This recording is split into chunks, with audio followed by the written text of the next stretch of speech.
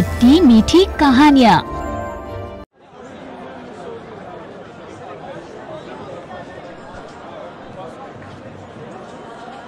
अरे साइकोलॉजी में तूने तो अच्छा ही रिजल्ट किया है, इसके आगे क्या करेगी? सोच रही हूँ डॉक्टरेट के लिए अप्लाई करूँ, लेकिन अब ये लेकिन किस लिए? अरे बोल मत, पापा शादी शादी करके मेरा दिमाग खराब कर रहे हैं। सच में? तो फिर तेरा करियर?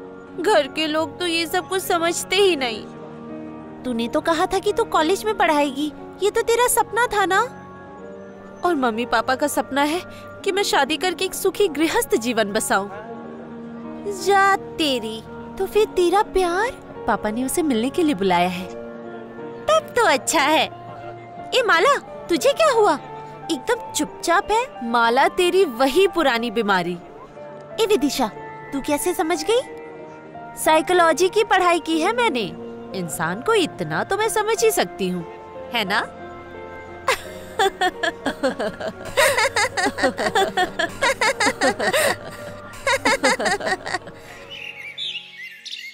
देखो कल्याण, अब बेटी बड़ी हो गई है। हर माँ बाप की तरह अब हम उसकी शादी कर देना चाहते हैं।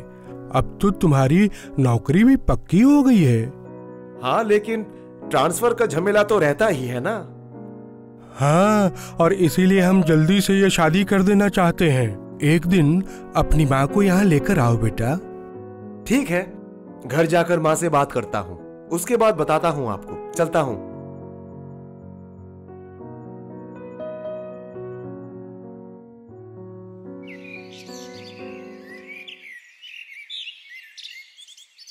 अरे विदिशा, तुमने ये दाईं तरफ घड़ा क्यों ले रखा है? नहीं, वो इस तरफ मुझे दर्द हो रहा था इसीलिए। कैसी कुलक्षणी है, तुम्हें नहीं पता कि दाएं अशुभ होता है और बाएं शुभ?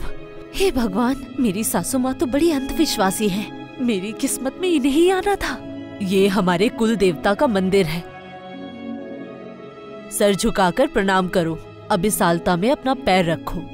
पहले बायां पैर।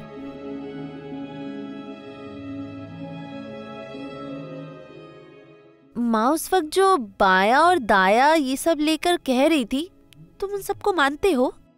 नहीं। तो फिर तुमने तब कुछ क्यों नहीं कहा? माँ के सामने मैं कोई भी बात नहीं करता। वो गलत कहेंगे तो भी तुम उन्हें कुछ नहीं कहोगे? देखो, माँ इस घर की मालकिन है। मैं चाहता हूँ कि माँ जो कहे तुम भी वही करो। माँ की बातों का कोई जवाब मत देना। मतलब वो गलत कहेंगी और उसे मानना होगा?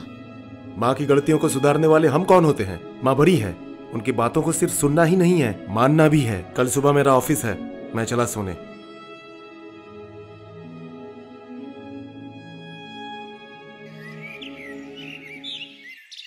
अरे सुना है तुम्हारी बहू बड़ी अच्छी है, इसीलिए उससे मिलने चली आई।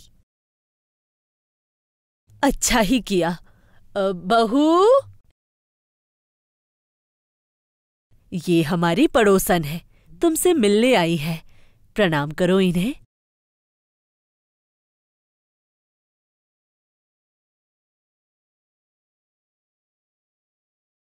कहाँ जा रही हो बहू? मैं रसोई में जाकर चाय बनाती हूँ, पिएंगी ना? नहीं नहीं, अब मैं नहीं पीऊंगी। आपका मन कुछ उदास है क्या? नहीं तो क्यों? घर में कोई प्रॉब्लम है? बाप रे, तेरी बहू तो अंतर्यामी है, चेहरा देखकर ही बता दिया। हाँ बेटा, मेरे बेटे की नौकरी चली गई है, इसीलिए। चिंता मत कीजिएगा, सब ठीक हो जाएगा। हाँ, हमारे कुल देवता बहुत जागृत हैं, उनके आगे प्रार्थना करो, सब ठीक हो जाएगा।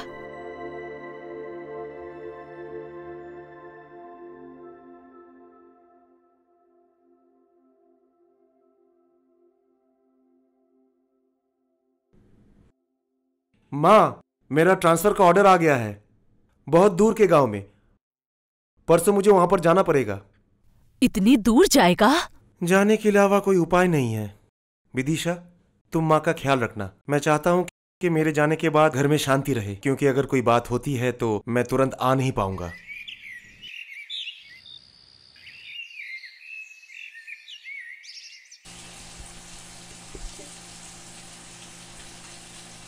माँ, मैं नौकरी करना चाहती हूँ। तेरा दिमाग क्या खराब हो गया है? तो मैं अकेले अकेले क्या करूंगी? जो तेरा मन वो कर, लेकिन नौकरी नहीं। इस घर की बहू बेटियां कहीं नौकरी नहीं करती और मैं नहीं चाहती कि तू नौकरी करे। तो फिर मैं बच्चों को पढ़ाऊं? हाँ, वो कर सकती है तू। विदिशा, मैं बहुत मुसीबत में हूँ। क्या शंकर भैया घर छोड़कर चले गए? तुम्हें कैसे पता चला? तुम्हारा चेहरा देखकर। सुनो, चिंता मत करो, 1-2 दिन में वो वापस आ जाएंगे। भगवान करे तुम्हारी कही हुई बात सच हो जाए। तुम जो कहो वही हो। विदिशा, विदिशा, मेरे बेटे की नौकरी लग गई। तू सच में माँ लक्ष्मी का रूप है। ये ले, मैं तेरे लिए आम लाई हूँ, खा ले बेटा। मैं तेरे बारे में सबको बताऊंगी। चलती हूँ।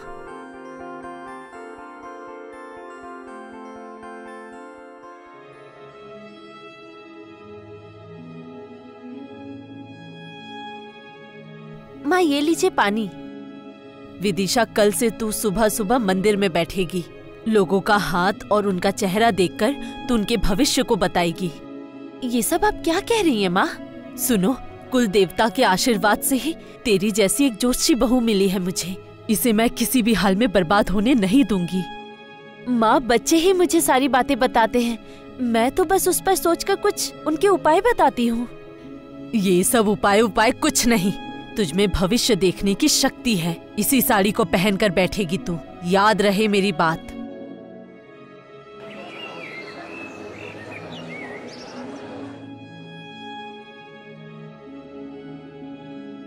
देखिए, मेरी बहू भविष्य देख सकती है, इसीलिए आप लोग एक एक करके आइए और मेरे कुल देवता के सामने दक्षिणा देकर मेरी बहू से अपना भविष्य जानिए।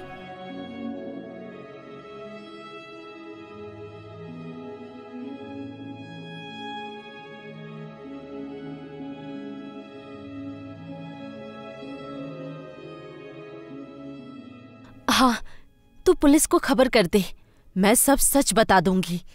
हाँ, कल ही। मैं लोगों को धोखा देने वाला ये धंधा अब और नहीं चलने दूंगी।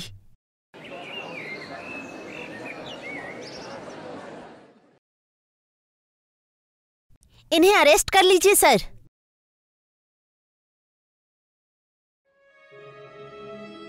ये लोगों को धोखा दे रही हैं। लेकिन इसमें विदिशा का कोई दोष नहीं है। ये सब किया कराया उसकी सास का है। हमें माफ कर दीजिए आप सब। मैं कोई ज्योतिषी नहीं हूँ। मैंने साइकोलॉजी की पढ़ाई की है, इसलिए मैं लोगों की मानसिकता को समझ सकती हूँ। मैं अपने सास के हाथों मजबूर होकर यहाँ आकर बैठती हूँ। चलिए सासू जी, अब जेल में जाकर दक्षिणा गिनिएगा। बहू, बचाओ मुझे, मुझसे गलती हो गई। सर, इन्हें अपनी गलती का पछतावा है सर। क्या इन्हें माफ नहीं किया जा सकता? देखिए, लोगों को ठगना एक बहुत बड़ा अपराध है, तो कुछ तो सजा इन्हें मिलेगी ही मिलेगी। खैर, अब जब ये माफी मांग रही हैं, तो मैं देखता हूँ इनकी सजा कितनी कम हो सकती है। आप एक किसी वकील से बात कीजिए, चलते हैं हम।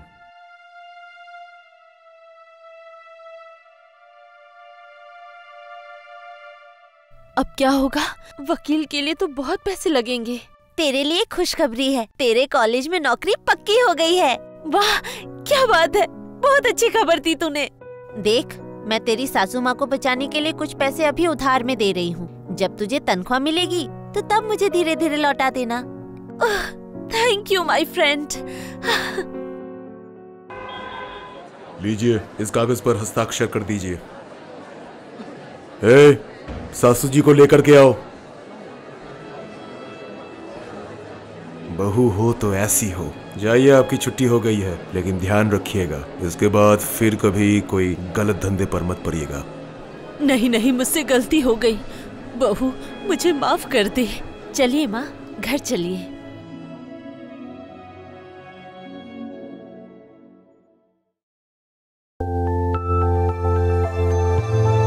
For more updates, subscribe to our channel and enjoy watching the videos.